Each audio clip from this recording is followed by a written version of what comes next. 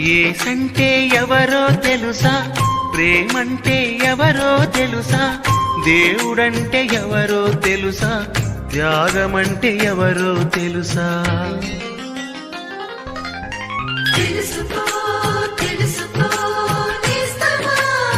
ప్రభువైన యేసుక్రీస్తు వారి అతి శ్రేష్టమైనటువంటి నామంలో శ్రోతలందరికీ హృదయపూర్వక వందనాలు తెలియజేస్తూ ఉన్నాం.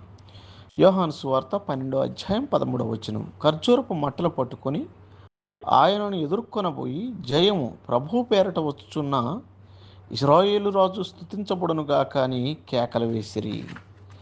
చనిపోయిన లాజరును లేపిన తరువాత ప్రభువైన యేసుక్రీస్తు యెరూషలేములోనికి ప్రవేశిస్తున్నాడు. అక్కడ ఉన్న యూదులు ఖర్జూరపు మట్టలు తీసుకొని ఆయన ఎదుర్కొనటానికి వెళ్ళి జయము ప్రభు పేరట వచ్చుచున్న ఇశ్రాయేలు రాజు స్తుతించబడునుగాక అని కేకలు వేసిరి.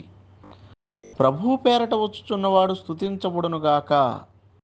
పిల్లరా, ఇది రక్షణ కార్య సంపూర్ణతకు సంబంధించినటువంటి ప్రవచన వాక్యం.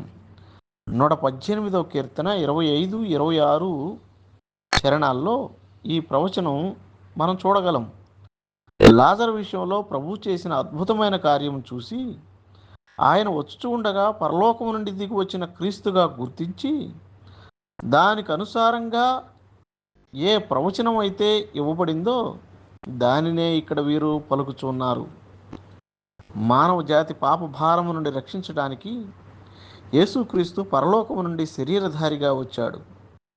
కృపాసత్యాల ద్వారా నింపబడిన యేసుక్రీస్తు తన వాక్యం మరియు క్రియల ద్వారా వ్యాకులతలో ఉన్నటువంటి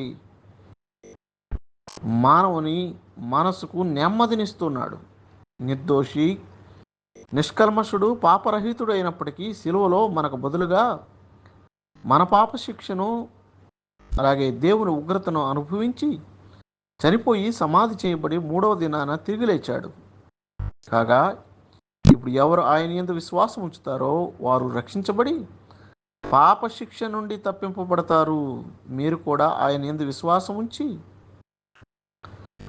అలాగూ పాప శిక్ష నుండి తప్పించబడాలన్నదే మా ప్రార్థన. దేవుడు మిమ్మల్ని దీవించునుగాక. ఆమేన్.